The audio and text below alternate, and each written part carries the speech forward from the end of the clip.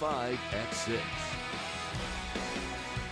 A development we've been talking about for months is now official. I'm George Mallet. Stephanie's on assignment. IBM has agreed to pay GlobalFoundries $1.5 billion to take over its chip manufacturing unit.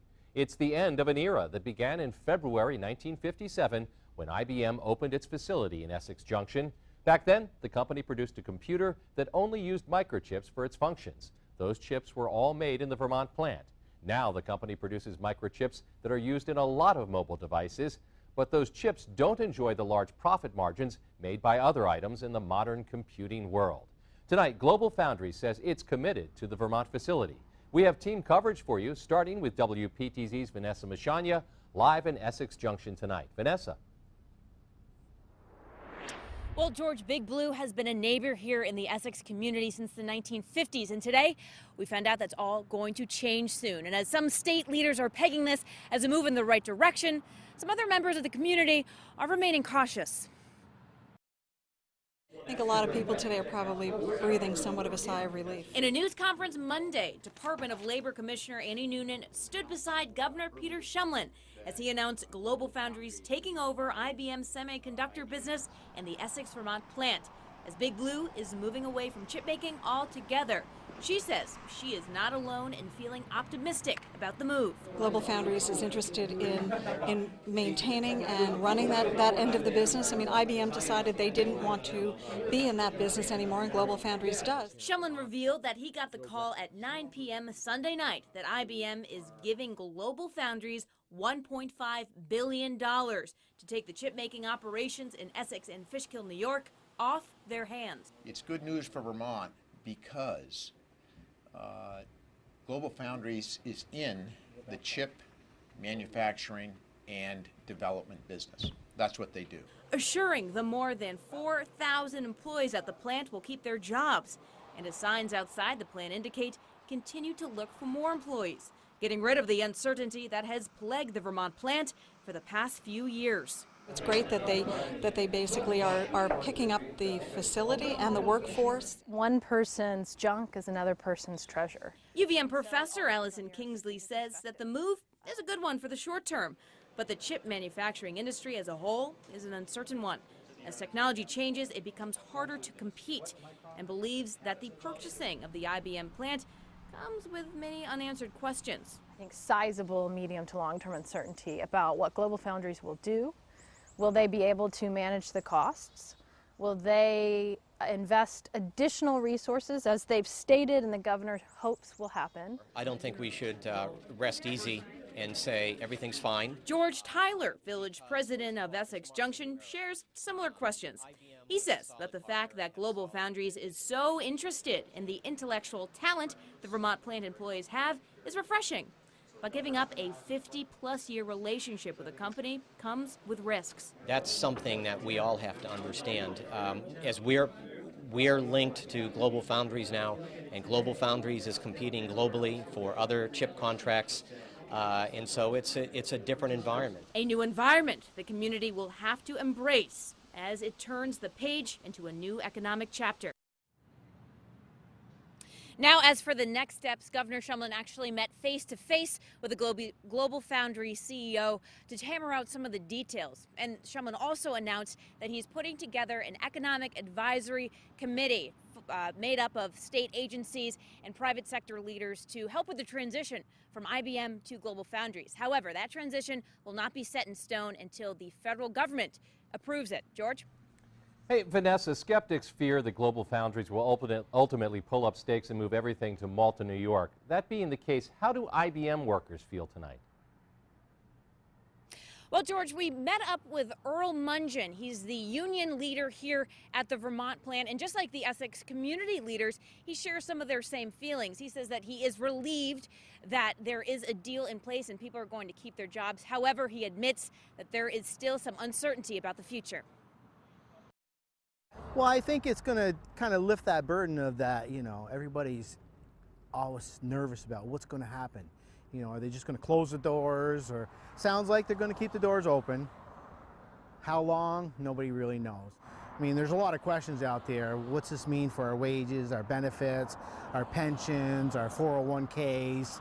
medical, you know, how's it going to affect our retirements? You know, I've been there 36 years, so I have a lot of questions to ask, but there's a lot of new people there, and I'd like to really see them stay in business here. Well, I'm not sure if I'm happy, but you know, at least I know that there's a little bit of a future for the people that are still going to be left.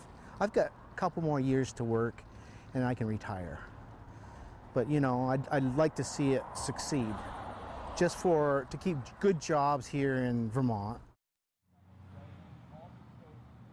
And I'm joined now live by my colleague Allison Carey, who spent the day in the Essex community. Allison, what are people saying? What's the feel here? Well, some of the people I was speaking with, they actually echoed what we heard from the officials in some of the beginning of your first piece, which is that optimism. But we also heard some people had some real anxieties, from everybody from small businesses to other neighbors. We found they all had some strong opinions. A lot of big companies like that, IBM or like Ben & Jerry's, PBM Nutritionals, these big time companies, that's how we do a lot of our filler work. You know, we don't get jobs, you know, big time jobs to keep our guys employed through the winter. Joshua Kropp is an Essex Junction contractor who has worked on projects at IBM. We caught up with him at the On Top Bar and Grill, a popular spot for people connected to the tech company. They definitely bring us a good amount of business, and people that either work there or going in there and coming through here and stopping. Abernathy hopes the new deal will be good for Global Foundries as well as the surrounding businesses. While state officials have expressed optimism, some community members wonder if the state's policies actually drove the company out. I don't want to say taking advantage, but maybe there could have been better tax breaks to drive businesses to the town and be more friendly to. My first reaction was selfish in what would happen to my property taxes.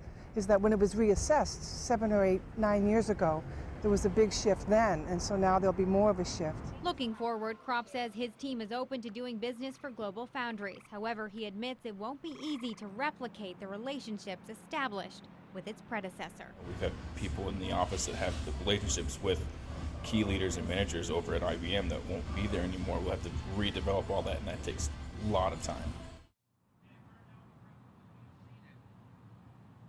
And many of the folks that we spoke to today were former employees of IBM or people who would like to leave the door open to working for Global Foundries or IBM in the future. So they understandably didn't want to appear on camera. However, they did say that they hope this deal does not lead to further layoffs in the future. Live in Essex Junction, I'm Allison Carey, WPTZ News Channel 5. Thanks, Allison. Vermont's congressional delegation also reacting to this new chapter for the plant. Senator Patrick Leahy says he appreciates that Global Foundries recognizes that the most valuable asset they are acquiring is the talented workforce in Essex. Senator Bernie Sanders adds, we all hope that this new relationship will bring economic security for the employees and for the entire community. And Congressman Peter Welch says what Vermonters know and what Global Foundries will soon discover is that the workforce and facilities at the Essex Junction plant are second to none in quality, innovation, and productivity. Well, today's news could have an impact on the Vermont gubernatorial race. We're just now two weeks until Election Day. Republican candidate Scott Milne had this to say after news of the sale was announced. Clearly am relieved for the nearly 4,000 families in Essex Junction that can sleep, I think, with a little less worry, at least in the short term tonight. So I think that's the good news that we heard today. Well, Milne and other Republican Party leaders have been critical of Shumlin's business stewardship over the past 4 years, as you know. Well, mixed reaction on the stock market as well. IBM alone accounted for around 85 points of an early morning plunge just after the opening bell. IBM fell well short on earnings per share, $3.68 versus $4.32, which was expected. Reports show IBM's revenue has declined consistently for years, noting that the company hasn't had a year-over-year revenue increase since April of 2012. Which brings us now to just another pressing question. Just who is Global Foundries?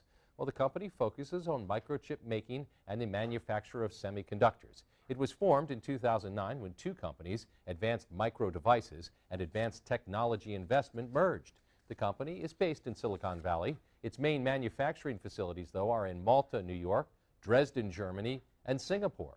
The company has 13,000 employees across the globe.